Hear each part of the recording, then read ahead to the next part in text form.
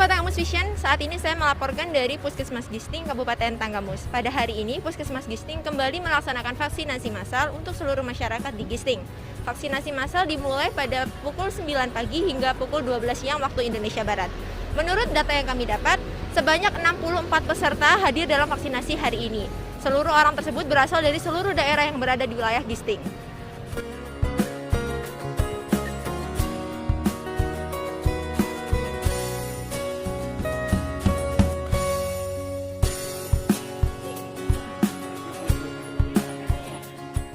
Baik pemirsa Sobat Tanggamus Vision, saat ini saya telah bersama Ibu Beni selaku Kepala Puskesmas Gisting, Kabupaten Tanggamus.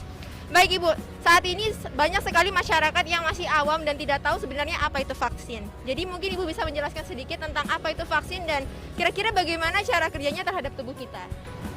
Vaksin itu adalah bibit penyakit yang dilemahkan. Ada yang sebagian yang dimatikan. Yang gunanya dimasukkan dalam tubuh, gunanya untuk menimbulkan efek kekebalan tubuh terhadap penyakit tertentu. Tapi bukan berarti itu adalah bisa menyembuhkan. Itu hanya memberikan kekebalan tubuh. Gitu. Jadi sebenarnya vaksin ini sama sekali tidak berbahaya ya Bu? Sepanjang sekarang ini menurut penelitian tidak berbahaya. Justru itu sangat menguntungkan bagi kita yang menerima sasaran vaksin. Baik, seperti yang kita tahu vaksin menimbulkan beberapa efek samping. Mungkin Ibu bisa menjelaskan beberapa efek sampingnya? Efek sampingnya sebenarnya ringan sih ya. Itu juga bisa hilang sampai dengan maksimal 3 hari. Efek sampingnya tidak sama setiap orang. Ada yang hanya merasakan nyeri-nyeri kepala atau nyeri di sekitar penyuntikan, demam, mual yang ringan. Kalau yang berat dipersilakan untuk menghubungi untuk petugas kesehatan. Baik, itu tadi pemirsa, ternyata vaksin hanya menimbulkan efek ringan saja dan tidak berangsur lama, hanya sekitar 1-3 hari saja. Oke, apakah karena efek samping tersebut ada orang yang tidak bisa mengikuti vaksin, Bu? Ada beberapa macam orang yang tidak boleh dilakukan vaksinasi, yaitu dari tekanan darah. Sebelum kita vaksinasi nanti kita dilakukan pemeriksaan, di situ kalau memang tekanan darahnya melebihi 140 atau 160, itu tidak bisa atau ditunda dulu. Ada juga yang memang mempunyai riwayat alergi, terus dia dalam pengobatan, mempunyai penyakit-penyakit berat. Intinya semuanya itu nanti melalui proses screening sebelum divaksin. Apabila nanti screening nanti dinyatakan sehat, baru bisa dia lakukan vaksinasi. Tapi kalau di screeningnya ternyata ada salah satu dari hasil screeningnya itu tidak mendukung untuk vaksinasi, maka tidak akan dilanjutkan dengan proses vaksinasi. Oke, itu tadi pemirsa penjelasan dari Bu Beni selaku Kepala Puskesmas Gisting, Kabupaten Tanggamus mengenai vaksinasi. Ternyata vaksinasi itu tidak berbahaya dan hanya menimbulkan efek ringan saja terhadap tubuh kita. Oke pemirsa setia Tanggamus Vision, saat ini saya telah bersama Ibu Elvi Wahyuni selaku Koordinator Vaksinasi COVID-19. Oke Ibu, mungkin bisa dijelaskan apa saja persyaratan pendaftaran vaksinasi ini? Ya, baik, jadi vaksinasi ini berlaku untuk semua warga negara Indonesia, baik di wilayah Kecamatan Gisting ataupun di luar Gisting, cukup dengan membawa fotokopi KTP atau KK yang belum memiliki KTP.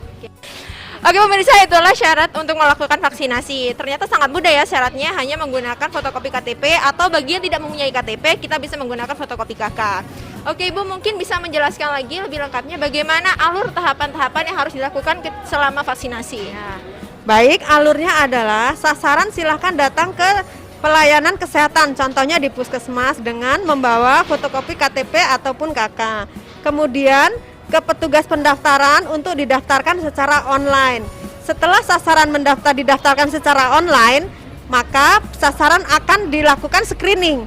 Screening ini adalah screening kesehatan untuk mengetahui sasaran layak atau tidak divaksin. Setelah lolos screening dan dinyatakan layak untuk divaksin, sasaran menuju ke ruang vaksinasi untuk diberikan vaksinasi COVID-19. Setelah divaksin, sasaran menunggu 15 menit untuk diobservasi. Setelah 15 menit diobservasi dan tidak ada tanda-tanda kejadian ikutan pasca imunisasi yang berat, maka sasaran diperbolehkan untuk pulang. Dan sasaran akan disarankan mengikuti vaksinasi yang kedua dengan jarak 28 hari minimal dari vaksin yang pertama. Itulah penjelasan mengenai tahapan-tahapan yang harus dilakukan ketika mengikuti vaksinasi pemirsa. Oke pemirsa setia Tanggamus Vision, saat ini saya telah bersama salah satu peserta vaksinasi hari ini. Dengan kakak siapa? Dengan Muhammad Furkon Oke. Kak Furkon asalnya dari mana? dari Purwodadi. Oke, asal dari Purwodadi pemirsa. Bisa dijelaskan apa alasan terbesar kakak untuk mengikuti vaksinasi hari ini? Alasan saya untuk mengikuti vaksinasi pada hari ini yang pertama yaitu untuk kesehatan ya, karena dengan vaksin kita bisa kebal terhadap virus COVID-19. Untuk yang kedua yaitu masalah administrasi, karena fasilitas umum seperti mall, kemudian juga untuk syarat perjalanan jarak jauh itu wajib untuk menunjukkan bukti vaksin seperti itu. Oke, itu tadi alasan terbesar dari Kak Furkon untuk mengikuti vaksinasi hari ini pemirsa. Bisa mungkin banyak sekali masyarakat yang masih takut atau masih ragu untuk mengikuti vaksinasi. Mungkin kakak bisa memberikan semacam semangat untuk mereka supaya mereka lebih berani untuk vaksinasi. Ya buat masyarakat yang masih takut vaksin, jangan takut karena efek sampingnya juga cuma 2-3 hari, setelah itu normal, dan vaksin juga sudah terbukti aman dan halal. Jadi ayo ikut vaksin karena saya juga sudah vaksin.